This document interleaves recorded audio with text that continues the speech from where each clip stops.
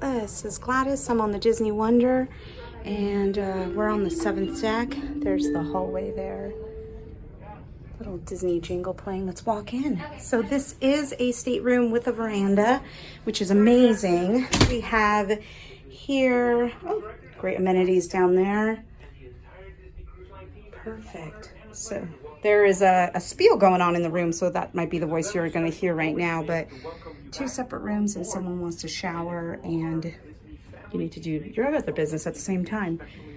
And right when you walk in, there's the door. You have the closet space here on the side with a safe there, some storage. And we actually are here with family, so we have the connecting room here, which is great. And so great size bed. And you can actually sleep 4 in these rooms. There's only going to be 2 sleeping here, but if you want 4 people, you can ask them to pull down this additional bed that would sleep.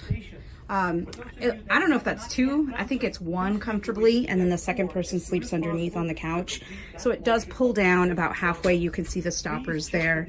And you have a cute little coffee table here with your own TV. So there we go. Welcome, Fawn, Saber, and family. Welcome aboard. Just some desk space and mirror. And let's walk out into the veranda. Beautiful view. Lots of space, too. Wow, look at this view. So we're departing from San Diego, so that's our view right now, and that'll obviously change. Got some cute seating area out here, and like I said, we're here with family. We booked 2 rooms connecting, and so we actually asked them to open up this divider here, and it doubled our veranda twice in size, which is fantastic.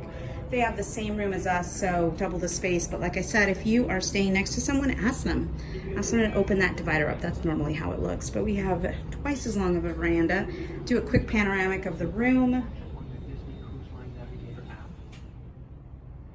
Lots happening around the ship, so a friendly reminder to get involved and more importantly, have fun.